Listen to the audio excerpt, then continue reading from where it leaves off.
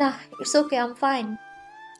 অমনি জুতার ভেতরে পাথরের টুকরো ঠুকতেই সেখানে চাপ লাগাতেই ব্যথায় মুখ দিয়ে আউ শব্দটা বেরিয়ে আসলো।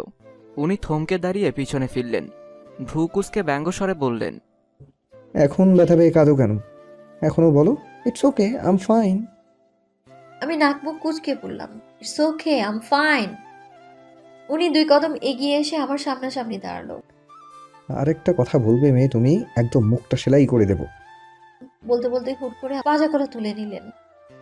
আমি অবাক হয়ে হাঁ করে তাকিয়ে আছি তার মুখের দিকে। ওনার মুখে মশা যাবে, আর এভাবে হাঁ করে থাকতে হবে না, পথ চলতে সমস্যা হয়।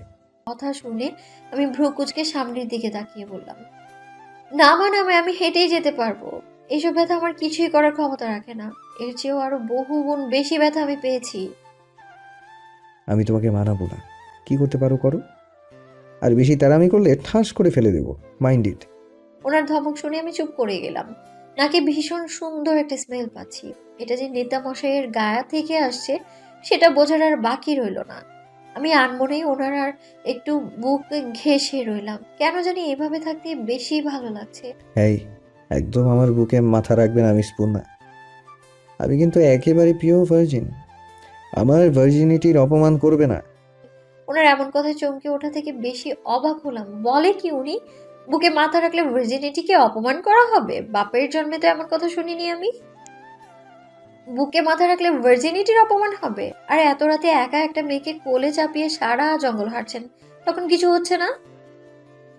উনি আর চোখে আমার দিকে তাকিয়ে বলল, ইউ নো না মিস পূর্ণা, আমি মানব দরদি, মানুষকে সাহায্য করছি। বিড়বিড় করে বলে উঠলাম, এহ, আইসে আমার মানবতার ফেরিওয়ালা। ইয়েস মিস, আমার বুক একমাত্র আমার বউয়ের জন্য, আপনার মতো আজাইরা পাবলিকের জন্য কি? আমি আজাইরা পাবলিক? না। তা নয়তো কি? বলেই ঠোঁট কামড়ে হাসলো। এবার আমার বেশ ইগোতে লাগলো। ওনার দিকে আরো চেপে বুকে মাথা রেখে বললাম, নেন, রাখলাম মাথা, দেখি কি করতে পারেন আপনি। আপনি যেমন আমার অনুমতি ছাড়া কোলে নিলেন, ঠিক তেমনি ভাবে আমিও আপনার ভার্জিনিটিতে আঘাত দিলাম। দেখি এবার কি করতে পারেন আপনি। আমাদের কি পূর্ণাকে এভাবে জঙ্গলে ফেলে আসা উচিত হয়েছে? মিনিট 15 হয়েছে তারা বাসে উঠেছে, কিন্তু ইলমি এই প্রশ্ন মনে হয় 300 বার অলরেডি করে ফেলেছে। রুদ্র ভ্রুকুসকে বলল, পূর্ণা নিরাপদেই আছে, আমার ভাইয়ের সাথে আছে, তোমাকে এত চিন্তা করতে হবে না, ইডিয়েট। ইলমির শরীরটা খুব একটা ভালো লাগছে না, তাই সে আর কথা না বাড়িয়ে বাসের জানালায় মাথা এলিয়ে দেয়। বাসের ঝাঁকিতে বারবার ওর মাথা গিয়ে জানালায় লাগছে, তাই রুদ্র ইলমির মাথাটা নিজের কাঁধের উপর রেখে শান্ত দৃষ্টিতে বাইরে তাকালো। মেয়েটা বড্ড বাচ্চা স্বভাবের, ভেতরে কোনো জটিলতা নেই। সাংবাদিক হয়েও এত সহজ সরল কিভাবে হতে পারে সেটা রুদ্র ভেবে পায় না। চাচা, ও ফরিদ চাচা, দেখা যান জংলার ভিডিওতে একটা মায়া আর একটা পোলা আসতেছি। ওই চাচা। জঙ্গলের শেষ মাথায় একটা গ্রাম শুরু। এটা আমাদের শহর থেকে বেশ অনেকটা দূর। জঙ্গলের মধ্য দিয়ে আমার কোলে নিয়ে হাঁটতে হাঁটতে জঙ্গলের শেষ কিনারে চলে এসেছেন মন্ত্রী সাহেব। সামনে একটা লোকালয় দেখতে পেয়ে হাসি ফুটলো আমার মুখে। প্রায় 1.5 ঘন্টা যাবৎ কোলে নিয়ে হাঁটছেন, ওনার কি ক্লান্ত লাগছে না? আমি যে এতটাও শুকনো তা কিন্তু নয়, ওজন তো মাসাল্লাহ আছে, কিন্তু ওনাকে দেখে মনে হচ্ছে সে এতটা পথ কাউকে কোলে নিয়ে এসেছে। এইসব ভাবতে ভাবতেই হঠাৎ করে চিৎকার শুনে আমি চমকে উঠি। একটা বছর 22 কি 23-এর ছেলে আমাদের দিকে তাকিয়ে কাউকে ডাকছে। ফজরের আজান সেই কখনই হয়ে গেছে। নামাজ শেষ করে সবাই বাড়ি ফিরছে, ঠিক সেই সময় ছেলেটা এমন হাঁক ডাক শুরু করলো। উনি হাঁটতে হাঁটতে ছেলেটার সামনে গিয়ে দাঁড়ালো, আমাকে নামিয়ে দিয়ে আর মোড়া ভেঙে পকেট থেকে মাস্কটা বের করে মুখে পরে নিল। এক পলক আশেপাশে তাকিয়ে দেখে জায়গাটা একটা মসজিদের পাশেই। এতক্ষণে ছেলেটার ডাক শুনে অনেক মানুষ জড়ো হয়ে গেছে। আমি মুখ কুঁচকে দাঁড়িয়ে রইলাম। কি হে ছোকরা, জংলার ভিত্তে তোমরা দুজন সেরাসেরি কিতা করো? আমি খেয়াল করলাম একজন মাঝ বয়সী লোক, মুখে আধা পাকা দাড়ি, দাড়িতে হাত বুলোতে বুলোতে কথাটা বলল। আসলে চাচা, আমরা জঙ্গলের মধ্যে পথ হারিয়ে ফেলেছিলাম। হয় হয়, বুঝি বুঝি, দেখা তো মনে হইতেছে শহরে পোলাম ইয়া। কেনা কামের লাগে জঙ্গলে ভিত্তে গেছো বুঝি না আমরা, মনে করছো? হ্যাঁ, শহরে পোলাবান রে, আমাকে ভালো করেই চেনা আছে। লোকটার কথা শুনে আমার বোঝার আর বাকি রইল না উনি কি মিন করে কথাটা বলছে। আমি কিছু বলার জন্য মুখ খুলবো তার আগেই তাহরিম তালুকদার আমার হাত চেপে ধরলেন, ইশারায় বোঝালেন কোনো কথা না বলতে, কারণ এখন আমি কথা বললে জিনিসটা উল্টে যেতে পারে। দেখুন চাচা, আপনি কিন্তু না জেনে অপবাদ দিচ্ছেন। আমরা একটা কাজে এসেছিলাম আর পথ হারিয়ে ফেলি জঙ্গলে। তা না হয় বুঝলাম, তোর লগে এই মায়ের কেডা? উনি এক পলক আমার দিকে তাকিয়ে বলল। ও আমার স্ত্রী। আমি চোখ বড় বড় করে তার দিকে তাকিয়ে আছি। বলে কি এই লোক? আমি আবার কখন তার বউ হলাম? বিশ্বাস অবিশ্বাস আপনাদের ব্যাপার, সেখানে আমি কি বলতে পারি? যাই হোক, আমাদের সময় খুবই স্বল্প, এখন যেতে দেন। বলে উনি আমার হাত ধরে চলে আসতে নিলে ভিড়ের মধ্যে থেকে একজন বয়স্ক লোক বলে উঠল, কেমতে বিশ্বাস করুম? তোমরা যে জামাই বউ, খারাপ পোলা, তোমাকে কথা আমরা বিশ্বাস করছি। হেতি তোমার বউ, তাইলে বউরে তো আবার বিয়ে করুন যায়, তাই না? তোমাকেও আমরা হক গলে মিললা ফের বিয়ে দেবো। চারপাশে কাউকে খুঁজতে খুঁজতে হাফ ছাড়লো। মতি, মতি রে, কই গেলি? যা তো, ইমাম সাহেব আর কাজীরা ডাইকে লয়। লোকটার কথা শুনে আমি বেশ ঘাবড়ে গেলাম। ওনার হাত খামচে ধরে দাঁড়িয়ে রইলাম। প্রায় মিনিট 5 পর মতি নামের ছেলেটা, একজন হুজুর আর একজন মাঝ বয়সী এক কাজী নিয়ে আসলো। আমি ঘাড় ঘুরিয়ে তাহরিমের দিকে তাকালাম। উনি নির্বিকার দাঁড়িয়ে আছে। মসজিদ থেকে কিছু চেয়ার নিয়ে আসা হলো। একটায় ওনাকে বসতে দেয়া হলো, আরেকটা আমাকে। সামনে কাজী আর হুজুর। আমি মাথা নিচু করে বসে আছি। বলারই বা কি আছে? এক পলক তাহরিমের দিকে তাকালাম। লোকটার মুখে কোনো প্রকার এক্সপ্রেশন দেখা যাচ্ছে না। ওরা যে কাজটা করছে ওটাতে আদৌ কি তার মত আছে? উনি কেনই বা মেনে নেবেন? একটা এতিম মেয়েকে নিজের বউ হিসেবে মানার তো কোনো প্রশ্নই আসে না। নেহা চাপে পড়ে বিপাকে পড়ে বিয়েটা করছে। কাজী সাহেব রেজিস্টার খাতায় নাম তুলছে, আমার দিকে তাকিয়ে বলল, মা, তোমার নাম কি? পূর্ণা, মিফতাহুল পূর্ণা। তোমার বাবার নাম? কাজী সাহেবের কথা শুনে আমি খানিকটা চিন্তা করে বললাম, আমি এতিম, বাবা মা নেই আমার, এতিমখানায় মানুষ আমি। ও আচ্ছা, ঠিক আছে।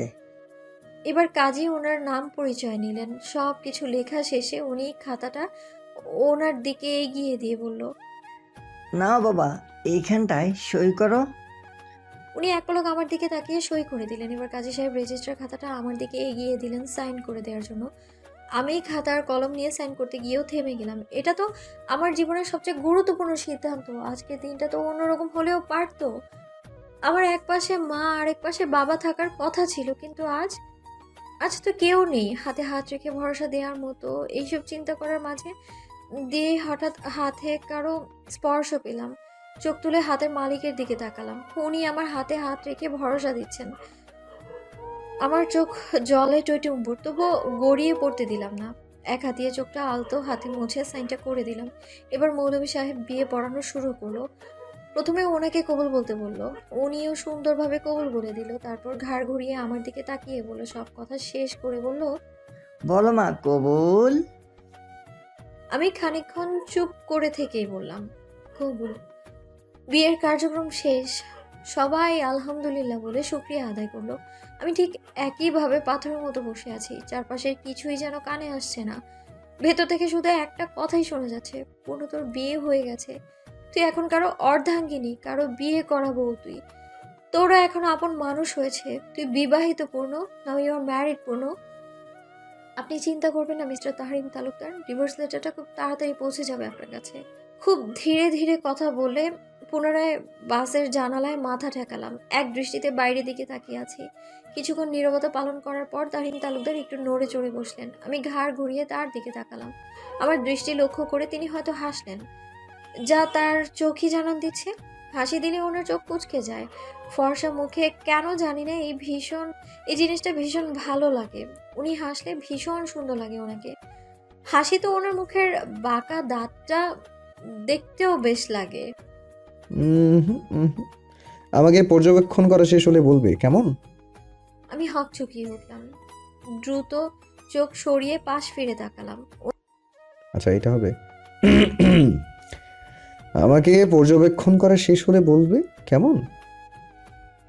বুঝলে পূর্ণা, আমি আরো ভেবেছিলাম তুমি সো কল্ড কমন ডায়লগ বলবে যে না, আমি এই বিয়ে মানি না, আপনি আমার জীবনটাকে কেন নষ্ট করলেন মন্ত্রী সাহেব, কি দোষ করেছিলাম আমি, আপনি কেন বিয়েটা করলেন, ইত্যাদি ইত্যাদি। ওনার কথাগুলো বাংলা সিনেমার নায়িকার অভিনয় থেকে কম কিছু ছিল না।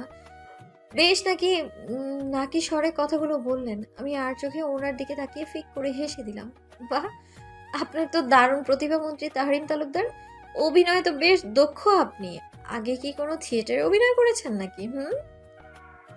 অভিনয় করতে হলে থিয়েটারে কাজ করতে হবে, এমন কি কোনো কথা লেখা আছে মিস পূর্ণ? না, সেটা নেই। তবে যাই হোক, আমি এতটাও অবুঝ নই মিস্টার তারিম তালুকদার। আমি পরিস্থিতি বুঝি। এখানে না আপনার দোষ আছে আর না আমার। এটা সবটাই পরিস্থিতি। আর আমাদের বিয়ে হয়েছে এটা তো আমরা দুজন ছাড়া বাকি কেউই জানে না। তাহলে তো কোনো সমস্যাই নেই। আপনি আপনার মতো থাকবেন, আমি আমার মতো। আর সময় হলে ডিভোর্স পেপারে সাইন করে সব মিটিয়ে নিলেই তো হয়ে যাবে।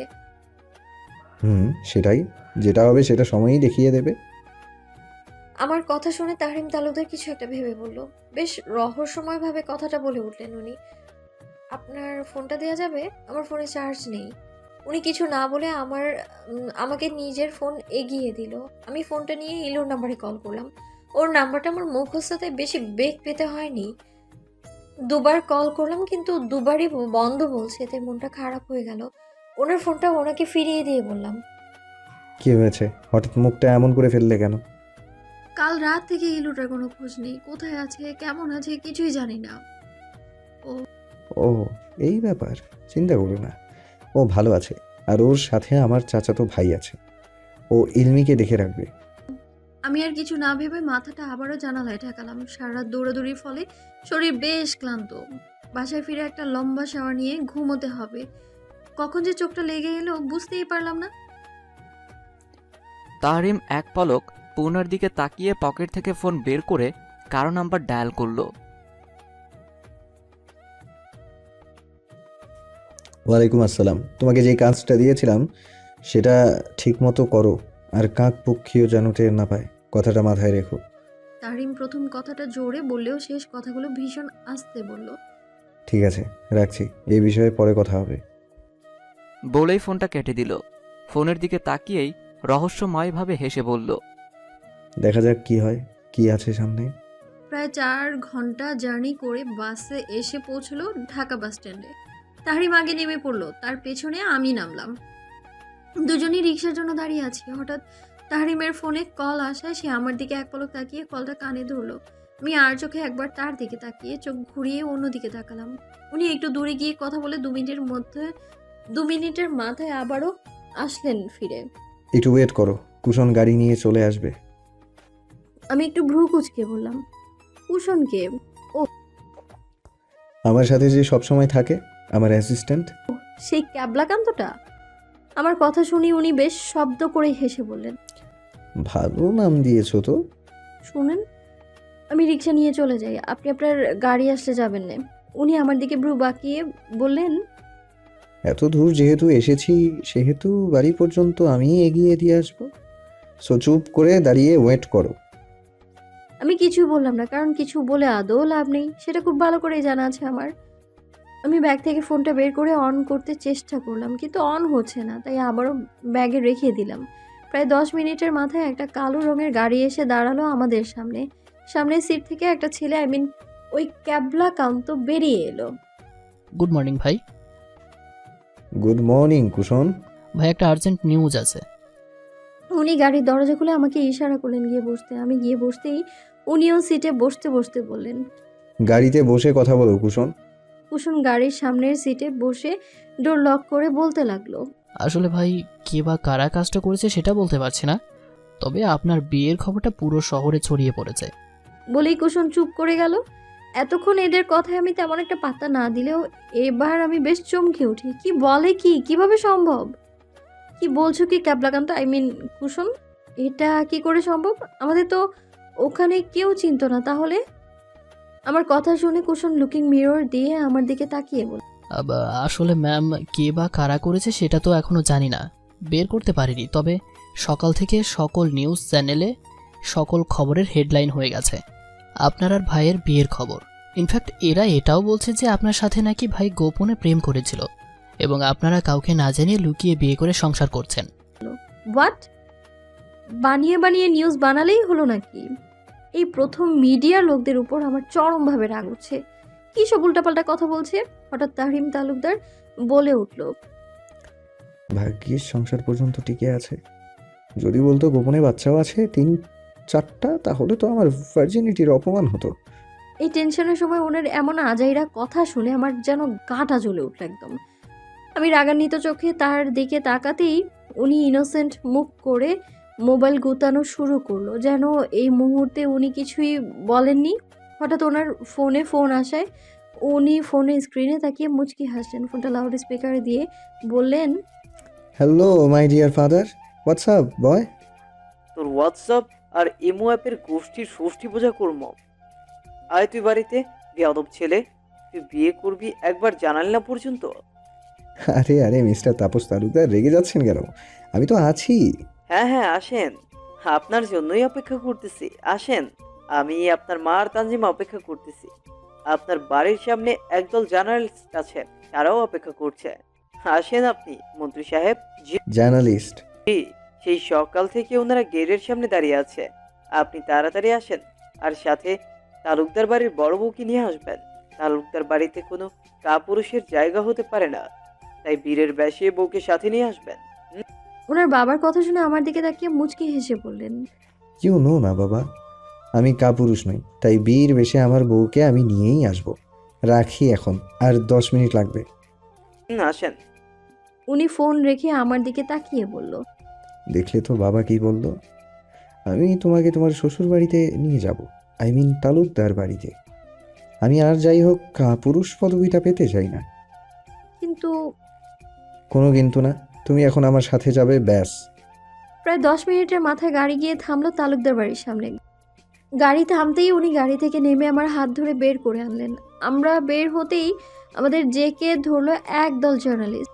তহরিম তালুকদার, আপনি কি সত্যি বিয়ে করেছেন? যদি করে থাকেন তাহলে লুকিয়ে কেন? আপনি কি কোনো কারণে আমাদের জানাতে চাচ্ছিলেন না? তবে কারণটা কি? সাথে যিনি রয়েছেন উনি কি আপনার ওয়াইফ? গাড়ি থেকে নামা মাত্রই এক ঝাঁক সাংবাদিক এসে জড়ো হলো আমাদের সামনে। তাদের হাজারটা প্রশ্নে আমি মনে হচ্ছে তলিয়ে যাচ্ছি। আমি তাকিয়ে আছি, উনি তাদের কি উত্তর দেয় তা শোনার অপেক্ষায়। আপনারা আস্তে ধীরে প্রশ্ন করুন, আমি সবার সব প্রশ্নের উত্তর দিব। উনি কথাটা বলা মাত্র পেছন থেকে একজন জার্নালিস্ট প্রশ্ন করলো, আপনি কি সত্যিই বিয়ে করেছেন মন্ত্রী তাহরিম তালুকদার? উনি মুচকি হেসে আমার হাত ধরে খানিকটা উঁচু করে বললেন, জি, আমি বিয়ে করেছি, এবং এই যে মেয়েটাকে দেখছেন সে আমার বিবাহিত স্ত্রী মিফতাহুল পূর্ণা। আপনি যদি বিয়েই করেন তবে এমন লুকিয়ে কেন করলেন মন্ত্রী সাহেব? আসলে আমার অনেক দিনের ইচ্ছে ছিল আমি পালিয়ে বিয়ে করব। অনেকের তো অনেক ধরনের শখ থাকে, আমারও এমন অদ্ভুত শখ ছিল, আর সেটা পূরণ করতেই এভাবে বিয়ে করা। শুনলাম আপনারা নাকি বেশ কয়েক বছর লুকিয়ে প্রেম করেছেন। এও শোনা যাচ্ছে আপনারা প্রেমে থাকাকালীন লুকিয়ে বিয়ে করেছেন এবং সংসারও করছেন। কথাটা কতটুকু সত্যি? হ্যাঁ, এটা পুরোপুরি বানোয়াট। আমরা প্রেম করেছি মাত্র 9 মাস, এবং আজ 9 মাস পূর্ণ করে বিয়ের পিঁড়িতে বসলাম। প্রশ্নটা যদি আর কিছুদিন পরে করতেন যে বিয়ের পরে সংসার করেছে কি না, তখন উত্তরটা হ্যাঁ বোধক কি আর। এমন হাজারটা প্রশ্ন তারা করেছে এবং তার উত্তর এভাবে সত্যি মিথ্যা মিলিয়ে খুব সুন্দর কম্বিনেশন করে উত্তর দিয়েছে মিস্টার তাহরিম তালুকদার। অবশেষে সাংবাদিকরা চলে যাওয়ার পর আমি আর তাহরিম তালুকদার মেইন গেট দিয়ে ভেতরে ঢুকলাম। ওনাদের বাড়ির সামনে অনেক বড় একটা ফুলের বাগান আছে। যতটুকু দেখা যায় দেশি বিদেশি প্রায় কয়েকশো প্রকারের ফুল গাছে দেখতে পেলাম। আচ্ছা, এই বাগানটা কার? আপনার? আমার কথা শুনে উনি পেছনে ঘুরে ভ্রু বাঁকিয়ে বললেন, বাগানটা আমার, তবে পরিচর্যা করে তানজিম। হঠাৎ উনি আমার দিকে তাকিয়ে কিছু একটা ভেবে আমার সামনে এসে দাঁড়ালো। আমার ওড়নাটা ঘাড় থেকে তুলে মাথায় উঠিয়ে স্কার্ফের মতো করে পেঁচিয়ে দিল। এইবার ঠিক আছে, একদম বউ বউ লাগছে, এবার চলো। বলে আমার হাত ধরে সদর দরজার দিকে এগিয়ে গেল।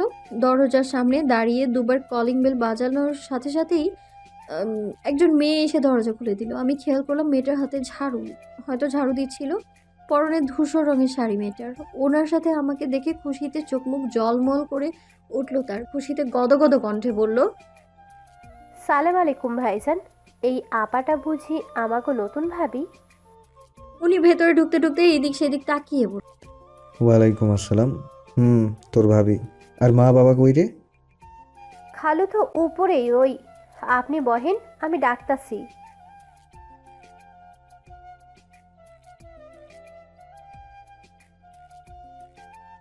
বলেই মেয়েটা যেই না উপরে যেতে নিবে ঠিক তখনই উপর থেকে সিঁড়ি বেয়ে মিস্টার তাপস তালুকদার নেমে সোজাসুজি আমার সামনে এসে দাঁড়ালো। আমি কি করব ভেবেই পাচ্ছি না, তাই আর কিছু না ভেবে আঙ্কেলকে সালাম দিলাম। আসসালামু আলাইকুম আঙ্কেল। আঙ্কেল আমার মাথায় হাত রেখে বলল, ওয়ালাইকুম সালাম মা, কেমন আছো? আলহামদুলিল্লাহ, আপনি কেমন আছেন আঙ্কেল? আমার কথা শুনে আঙ্কেল বেশ মন খারাপ করে বলল, এতক্ষণ তো ভালোই ছিলাম রে মা, তবে এখন তো আর ভালো লাগছে না। কেন আঙ্কেল? কোনো মেয়ে যদি তার বাবাকে আঙ্কেল ডাকে তাহলে কেন বাপের ভালো লাগবে বলো তো মা? আঙ্কেলের কথা শুনে আমি আমতা আমতা করে বললাম, আসলে হয়েছে কি আঙ্কেল? জানো তো মা, আমার একটা মেয়ের ভীষণ শখ ছিল, কিন্তু আল্লাহ কি ভালো মনে করে আমাকে একটা মেয়েও দেয়নি। তবে আমার খুব ইচ্ছে ছিল আমার দুটো পুত্রবধূকে আমার বৌমা নয় আমার মেয়ে বানাবো। যেমন একজন বাবা আর মেয়ের মাঝে বন্ডিং থাকে, ঠিক সেরকম ভাবা তো আমার মেয়ে। ওনার কথা শুনে আমার ঠিক কি অনুভূতি হচ্ছিল আমি বোঝাতে পারবো না। ভীষণভাবে কান্না পাচ্ছিল। নিজের বাবাকে তো কখনো দেখিনি, তাই হয়তো এমন মনে হচ্ছে। আমাকে চুপচাপ নিচের দিকে তাকিয়ে দাঁড়িয়ে থাকতে দেখে তাপস তালুকদার মন খারাপ করে বলল, এই বুড়োটাকে বাপ হিসেবে মেনে নেওয়া যায় না মা? আমি হাত দিয়ে চোখের কোণে জমে থাকা পানি মুছে একগাল হেসে বললাম, মেনে নেওয়া যায় তো। কেন মা? কারণ আমার বাবা তো এখনো দিব্যি ইয়াং আছে, তাকে তো বুড়ো লাগেই না। আর আরেকটা কারণ আছে, তা হলো কোনো বাবাকে তার মেয়েকে তুমি তুমি বলে নাকি? আমাকে যদি তুই বলে সম্বোধন করতে পারেন তাহলে আমিও বাবা বলে মেনে নিব, নয় তো না। আমার কথা শুনে উনি বেশ মজা পেলেন মনে হলো, হু হা করে হেসে উঠলেন অগত্যাই। ঠিক আছে ঠিক আছে, আমি তোকে তুই সম্বোধন করব, আর তুই আমাকে তুমি করে বলবি, কেমন মা? আমি মুচকি হেসে বললাম, ঠিক আছে। উনি আমার কাছে থেকে সরে তাহরিমের কাছে গেল। উনি সোফায় আয়েশি ভঙ্গিতে বসে আছে। বাবা তার কাছে গিয়ে খপ করে কান ধরে টেনে তুলে বলল, এই হাতারাম, তুই এত বড় একটা কাজ করে এভাবে নিশ্চিন্তে বসে আছিস কিভাবে? উফ বাবা, কান ছাড়ো তো, মাত্রই আসলাম, অত্যাচার শুরু করে দিলে। তাও বাড়িতে নতুন মানুষের সামনে ইজ্জতটা পাঞ্চার করো না তো। বাবা ওনার কান ছাড়তে ছাড়তে বলল, ঠিক আছে, এবারের মতো মাফ করে দিলাম, একমাত্র আমার মেয়ের কথা চিন্তা করে। নয়তো আজকে তোর একদিন ছিল কি আমার যতদিন লাগতো। উনি কান ডলতে ডলতে বললেন, হ্যাঁ হ্যাঁ, বুঝেছি বুঝেছি। মা কোথায়? বাবা হেসে সোফায় গা হেলাতে হেলাতে বললেন, তোর মা আর বাদরটা কোথায় যেন গিয়েছে, আমাকে কি আর বলে যায় নাকি? আমি তো পুরান হয়ে গেছি, তাই আর ভাল লাগে না। কার কাকে ভালো লাগে না শুনি একটু। হঠাৎ কারো কণ্ঠ শুনতে পেয়ে সবাই পেছনে ফিরে সদর দরজার দিকে তাকালাম। তানজিম দাঁড়িয়ে আছে, হাতে বেশ অনেকগুলো শপিং ব্যাগ। পাশে দাঁড়িয়ে আছে মিসেস তালুকদার। তানজিম আমার দিকে এগিয়ে এসে একটা হাসি দিয়ে বলল, তুমি জানো, তোমাকে যেদিন প্রথম দেখেছিলাম সেই দিনই তোমাকে আমার ভালো লেগেছিল। আমি নিজে ভেবে রেখেছিলাম আমার একমাত্র ভাইয়ের বউ আমি তোমাকেই বানাবো। দেখছো, আল্লাহ আমার কথা শুনে ফেলেছে। সেই তোমাকেই আমার ওনার অ্যান্ড অনিল ভাবি।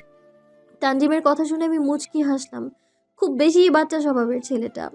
তাহরিম, তুমি পূর্ণকে নিয়ে রুমে যাও, ফ্রেশ হও, রেস্ট নাও, পরে এ বিষয় নিয়ে কথা হবে। এখন সবাই রুমে যাও। মিসেস তালুকদার বেশ গম্ভীর কণ্ঠে কথাটা বলে গটগট পায়ে সিঁড়ি বেয়ে নিজের রুমে চলে গেল। ওনার যাওয়ার দিকে তাকিয়ে ধীরে ধীরে সবাই যার যার রুমে চলে গেল। তাহরিম, কাজটা কি তুই ঠিক করলি? কখনো যদি পূর্ণা জানতে পারে এই সকল কিছুর মাস্টার মাইন্ড তুই, সব কিছুর পিছনে তোর হাত, তাহলে ক্ষমা করতে পারবে তো তোকে? রুদ্রের কথায় খানিকটা নড়ে চড়ে দাঁড়ালো তাহরিম। শুভ্র রঙের টি শার্ট, গায়ে ধূসর রঙের ট্রাউজার পরে ছাদের কোনো এক কোণে দাঁড়িয়ে আকাশের দিকে মুখ করে বুকের উপর দুহাত গুজে এক মনে আকাশের দিকে তাকিয়েছিল সে। হঠাৎ পিছন থেকে রুদ্রের কণ্ঠ শুনতে পেয়ে ঘাড় ঘুরিয়ে পিছনে তাকালো। শুভ্র রঙের টি শার্ট আর ব্ল্যাক ট্রাউজার পরে পকেটে হাত দিয়ে ভুকুসকে তাহরিমের দিকেই তাকিয়ে আছে। তাহরিম হাসল, তবে কোনো উত্তর করল না। তাহরিমের কাছ থেকে আশানুরূপ উত্তর না পেয়ে খানিকটা এগিয়ে গেল রুদ্র। ছাদের রেলিংয়ে ভর দিয়ে উঠে বসল রেলিংয়ের উপর। কি হয়েছে তোর? তাহরিম সামনের দিকে দৃষ্টি নিবদ্ধ রেখেই ছোট করে বলল, বিকেলের আকাশটা খুব সুন্দর, তাই না রে রুদ্র? তুই কি কথা ঘুরাচ্ছিস তাহারিম? জিজ্ঞেস করলাম কি হয়েছে, তুই আমাকে কি উত্তর দিস? হ্যাঁ। কিছু না। পূর্ণ কোথায়? ঘুমাচ্ছে। কিছুক্ষণ নীরব থেকে মনে মনে প্রশ্নের প্যাটার্ন সাজালো রুদ্র। প্রশ্ন সাজানো শেষে গলা ঝেড়ে বলল, তোদের বিয়ের খবরটা তুই ছড়িয়েছিস, তাই না? হুম। তাহরিমের সাবলীল উত্তর। রুদ্র হয়তো এত সহজে স্বীকারোক্তি আশা করেনি, তাই কিছুটা থ মেরে বসে থেকে বলল, আমার তো এখন মনে হচ্ছে তোদের বিয়ের কাজটাও প্রি প্ল্যানিং। তাহরিম আর চোখে রুদ্রের দিকে তাকালো। রুদ্রের উৎসুক দৃষ্টি তাহরিমের চোখ এড়াল না। সে ভ্রু বাঁকিয়ে হাসল। তোর কি মনে হয় কাজটা কি আমার? 100%। তাহলে ধরতেই পারিস কাজটা আমার। কিন্তু কেন? তুই ভালো করেই জানিস রুদ্র, তাহরিম তালুকদার কারণ ছাড়া কোনো কাজ করে না। আমি যা করেছি তার পিছনে অবশ্যই একটা কারণ আছে। হ্যাঁ, সেটাই তো জানতো চাচ্ছি, কি কারণে তুই এ কাজ করেছিস? প্রথমত পূর্ণার সেফটি, দ্বিতীয়ত ভালোবাসা। রুদ্রের ভ্রু কুঁচকালো। তুই কি শিওর তুই পূর্ণকে ভালোবাসিস, নাকি কয়েকদিন পর তোর এই ভালোবাসা হাওয়া হয়ে যাবে? যদি কাউকে দেখার পর হৃদস্পন্দন খানিকের জন্য থমকে যায়, তাকে দেখতে না পেয়ে যদি ধীরে ধীরে শ্বাসকষ্ট রোগটা দিনকে দিন বাড়তে থাকে, মাঝরাতে হঠাৎ ঘুম ভেঙে যদি তাকে দেখার তীব্র বাসনা জাগে, চোখের ঘুমগুলো অকাতরে বিলীন হয়ে যায়, তার কথা চিন্তা করে যদি একটা নির্ঘুম রাত অবলীলায় পার করা যায়, এই লক্ষণগুলোকে যদি ভালোবাসা মনে হয় তোর, তাহলে আমিও বলবো আই এম ইন লাভ। বাহ, বেশ বলেছিস তো। এখন তো আমার মনে হচ্ছে তোর মন্ত্রীগিরি ছেড়ে কবি হওয়া দরকার। তাহরিম হাসে। রুদ্র লাফ দিয়ে রেলিং থেকে নেমে তাহরিমের দিকে কিছুক্ষণ তাকিয়ে ঠোঁট কামড়ে হেসে বলল, তো বিয়ে তো করেই নিলি, বাসটা সাজানোর ব্যবস্থা করবো না কি ভাইজান? তাহরিম ঘাড় বেঁকিয়ে আর চোখে রুদ্রের দিকে তাকালো। আমার বাসর নিয়ে তোর এত মাথা ব্যথা কেন? নিজে তো এখন বুড়ো হয়ে যাচ্ছিস, বিয়ে দিয়ে কিছু করছিস না, আবার কথা বলছিস। নির্লজ্জ ছেলে। রুদ্র অবাক হলো, ভীষণ রকম অবাক হলো। তুই কাকে নির্লজ্জ বলছিস তাহরিম? নির্লজ্জের জন্য যদি কেউ অস্কার পেত, তাহলে নিঃসন্দেহে প্রাইজটা তুই পেতি। সন্ধ্যা হয়ে যাচ্ছে, নিচে চল। বলেই গটগট পায়ে নিচে নেমে এলো তাহরিম। রুদ্র তাহরিমের চলে আসার দিকে তাকিয়ে ঠোঁট উল্টে দাঁড়িয়ে আছে। তাহরিমের কোনো কারণে কি মন খারাপ, নাকি কোনো বিষয় নিয়ে চিন্তিত, আর নাকি আমাকে অ্যাভয়েড করলো? এই সন্ধ্যায় ছাদে একা একা দাঁড়িয়ে থাকা ভালো না, পেতনি ধরে। তাড়াতাড়ি নিচে নেমে আয় রুদ্র। নিচ থেকে তাহরিমের কণ্ঠ শুনতে পেয়ে দ্রুত পা চালালো রুদ্র। এর ব্যবহার দেখে মনে হয় এর সাথে সবসময় আমি আঠার মতো লেগে থাকি। মধ্যে দিয়ে যে 6টা বছর আমরা আলাদা ছিলাম মনে হয় ভুলে গেছে। এই ছেলের থেকে যে আমি বয়সে কত বড় সেটা বেমালুম ভুলে যাই। দুয়ানার সম্মানও দেয় না বেয়াদ্দব ছেলে। সেই দুপুরে খাওয়া দাওয়া শেষ করে এসে বিছানায় গা এলিয়ে দেয়া মাত্রই এক রাশ ঘুম এসে চোখে ভর করেছিল। চোখ দুটো বন্ধ হতেই আর কিছুই টের পাইনি। ঘুম ভাঙতেই কানে ভেসে এলো আজানের ধ্বনি। ভ্রু কুচকে বোঝার চেষ্টা করলাম এটা কোন ওয়াক্তের আজান। বাইরে অনেকটা অন্ধকার হয়ে গেছে, মাগরিবের আজান। শোয়া থেকে উঠে বসলাম। এমন সময় দরজা ঠেলে রুমে প্রবেশ করতে করতে তাহরিম বলল, গুড মর্নিং। গুড বলতে গিয়েও আটকে গেলাম। ভ্রুকুচকে তাকালাম ওনার দিকে। এই ভর সন্ধ্যাবেলা আপনার কোন অ্যাঙ্গেলে মর্নিং মনে হচ্ছে? উনি রিডিং টেবিলে ধাক্কা দিয়ে দাঁড়াতে দাঁড়াতে বলল, তুমি যা ঘুম দিয়েছিলে, কেউ রাতের বেলাও এত ঘুমায় না। তো আপনার এতে সমস্যা কি? আমি কুম্ভকর্ণের মতো 6 মাস ঘুমালেও আমার আফসোস মিটবে না, সেখানে এটা তো কম সময়। সে যাই হোক, আপনি এই রুমে কি করেন? হ্যাঁ হ্যাঁ, সেটাই। তুমি তো আবার কুম্ভকর্ণের যমজ বোন, মিল তো থাকবেই। আর আমার রুমে আমি আসবো না তো কে আসবে শুনি? আমি চোখ বড় বড় করে বললাম, এটা আপনার রুম? তা নয় তো কি, আমার বাড়িতে আমার রুম থাকবে, এটাই তো স্বাভাবিক। আমি কিছু একটা চিন্তা করে বললাম, কিন্তু তানজিম যে আমাকে এই রুম নিয়ে এসে বললো এটা আমার রুম। আমার কথা শুনে উনি ঠোঁট টিপে হেসে বললেন, খারাপ কি বলেছে? ভালোই তো বললো। যেহেতু আমি তোমাকে বিয়ে করেছি, সেহেতু তুমি আমার বিয়ে করা বউ, আর বউ তার স্বামীর ঘরে থাকবে, এটাই তো স্বাভাবিক। আমি কথাটা শুনে কিছুক্ষণ চিন্তা করে বললাম, আপনি কোথায় থাকবেন এখন? কেন? আমার রুম। তাহলে আমি কোথায় থাকবো? কেন এই রুমে? আমি কিছু বললাম না। আমার মাথায় চলছে অন্য চিন্তা, তাই কিছু না বলে ফ্রেশ হতে চলে গেলাম। ফ্রেশ হয়ে বেরিয়ে দেখি রুমে কেউ নেই। তাই কাজ না থাকায় এই রুমটাই ভালোভাবে পর্যবেক্ষণ করেছিলাম। রুমটা বেশ অনেকটাই বড়। রুমের এক পাশে সোফা, তার পাশেই একটা ডিভান, একটা রিডিং টেবিল, সেখানে বেশ অনেকগুলো মোটা মোটা ইংরেজি বই, হয়তো মন্ত্রী সাহেব পড়েন, একটা ড্রেসিং টেবিল আর আলমারি, বুকশেলফ। আমি ধীরে ধীরে বুকশেলফের সামনে গেলাম। বুকশেলফ থেকে বইগুলো নজরে আসতেই নাক মুখ কুঁচকে ফেললাম। হে, কি আজাইরা মোটা মোটা বইয়ে ভরা এই বুকশেলফটা! ময়না তদন্ত করেও মনে হয় বাংলা ভাষা কিংবা উপন্যাস টাইপ কিচ্ছু পাওয়া যাবে না। অদ্ভুত মানুষ এমন রসকসহীন বই কেমনে পড়ে? হাউ! উপর থেকে বিবেচনা করলে সবসময় যে ঠিক হবে এমন তো কোনো কথা নেই মিস পূর্ণা। তাই তো বলি, আপনি এত নিরামিষ কেন? এইসব ছাইপাশ মোটা মোটা ইংরেজি বই পড়লে আমিষটা আসবে কোথা থেকে শুনি? তাও যদি আবার ইংরেজি সাহিত্যের হয়, তাও তো না। তারিম ভ্রু কুচকালো, ভীষণ অবাক ও হলো, অতপর বাঁকা হেসে এগিয়ে এলো বুকশেলফের দিকে। আমি তখনও আপন মনে বইগুলো দেখছি। যদি ভাগ্য ভালো থাকে তাহলে একটা বই পেতাম পড়ার মতো। ছোটবেলা থেকেই আমার বইয়ের প্রতি বেশ ভালো লাগা কাজ করে, তবে পাঠ্যপুস্তক নয়, উপন্যাস টাইপ বই পড়তে বরাবরই আমার ভালো লাগে। ওনাকে কোনো বাংলা উপন্যাসের বই আছে নাকি তা জিজ্ঞেস করার জন্য পেছনে ঘুরে কিছু বলবো, তার আগেই খেয়াল করলাম উনি আমার ভীষণ কাছে। আমাকে বুকশেলফের সাথে চেপে ধরে ভ্রু কুঁচকে তাকিয়ে আছে। আমার ভীষণ রাগ হলো, নাক ফুলিয়ে ফোঁসফোঁস করতে করতে বললাম, এটা কি হলো? উনি কিছু না জানার ভান করে আমাকেই উল্টো প্রশ্ন করলো, কি হলো এটা? আপনি কি আমাকে অকালে হার্ট অ্যাটাক করে মেরে ফেলতে চান নাকি? এভাবে যখন তখন গা ঘেঁষাঘেঁষির মানে কি? হ্যাঁ, এভাবে চেপে ধরে আছেন কেন? হ্যাঁ? উনি চোখ ছোট ছোট করে আমার দিকে তাকিয়ে বলল, তুমি না বললে আমি নিরামিষ? তাহলে নিরামিষ মানুষকে এত ভয় পাচ্ছ কেন? আমি কোথায় তোমার গা ঘেঁষাঘেঁষি করলাম? তুমি না উল্টো আমার জায়গা দখল করে বসে আছো। হ্যাঁ তো নিরামিষই তো। নিরামিষ না হলে কি কেউ এমন উদ্ভট বই পড়ে? আর আমি আপনার জায়গা দখল করেছি মানে কি? হ্যাঁ, আমাকে কি মনে হয় আপনার? এটা কার রুম? কেন আপনার? তুমি কোথায় দাঁড়িয়ে আছো? রুমেই তো। তাহলে কি বুঝলে? আমার রুমে তুমি দাঁড়িয়ে আছো, তার মানে তুমি আমার রুমের জায়গা দখল করোনি বলছো? আমি ভ্রু কুঁচকে কিছু বলতে নিব তার আগেই কেউ ডাকতে ডাকতে রুমের ভেতরে ঢুকলো। ভাবিজান, ও ভাবিজান, ঘরে আছো নি? বলে সামনের দিকে তাকিয়ে আমাদের এইভাবে দেখে দুহাত দিয়ে চোখ বন্ধ করতে করতে বলল,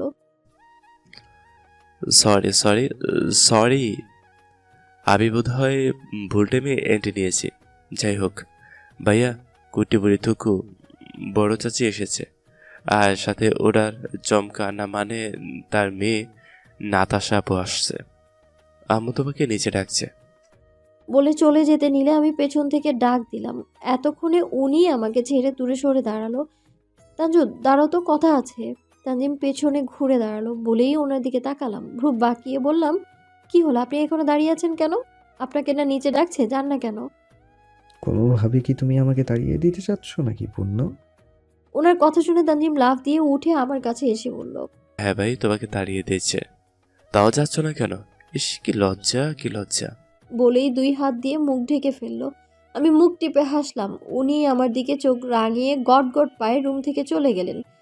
উনি চলে যেতেই তানজিম মুখে হাত রেখেই চোখ থেকে দু আঙুল ফাঁক করে আশেপাশে তাকিয়ে দেখলো তারিম আছে নাকি। অতপর মুখ থেকে হাত সরিয়ে আমার দিকে তাকালো সে। দুজনে খিলখিল করে হেসে উঠলাম। বাহ, বেশ দিয়েছো তো ভাইবিজান। আসলে তোমাকে যা বলতে আসলাম। আমি ওর গাল টেনে বললাম, বলো, শুনছি। ওই যে বললাম না, নিচে কোটনাপুরি আসছে, ওনি আমার বড় চাচি। আর তোমার সতীন না মানে নাতাশা বাতাসা থেকে দূরে থাকবা। সব সময় মানুষের খুদ ধরতে ব্যস্ত থাকে। আমি মুচকি হেসে বিছানায় বসতে বসতে বললাম, ও নিয়ে তুমি ভেবো না ভাইজান, আমি ঠিক সামলে নেব। তানজিম আমার পাশে ধপ করে বসে বলল, আরে ভাবি, তুমি এত হালকাভাবে নিও না। তোমার ওপর তো ওই কুটনি বুড়ি আলাদা নজর আছে।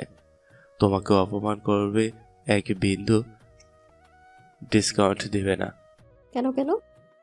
আরে বুঝলে না, চাচি চেয়েছিল ওই নাতাশা বাতাসারে এই তালুকদার বাড়ির বউ করতে, কিন্তু ভাইয়া তো এক কথায় সে টঙ্গিতে বিয়ে করবে না।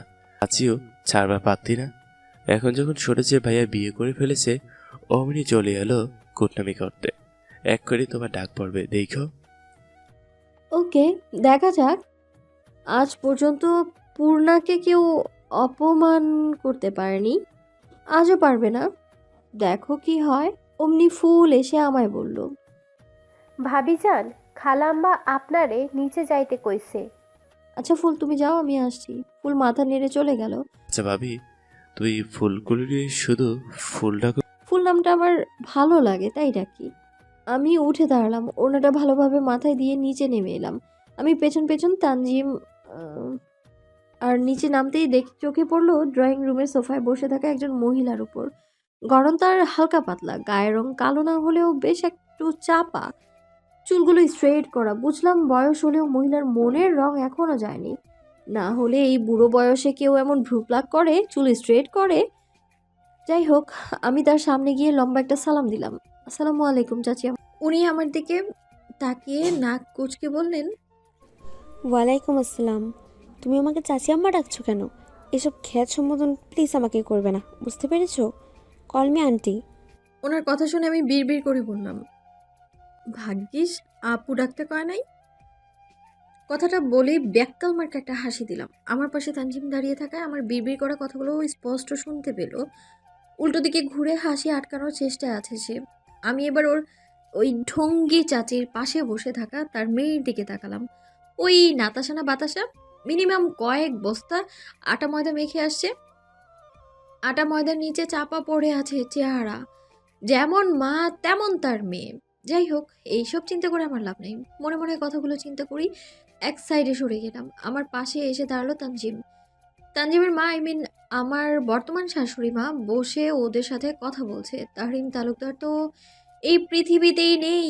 এক পাশে সোফায় বসে মোবাইলে গেম খেলতে ব্যস্ত সে। তানজিম আমার কানে ফিসফিস করে বলল, ভাবিজান দেখছো ওই কোটি বুড়িটা তোমাকে কিভাবে ইনসাল্ট করলো?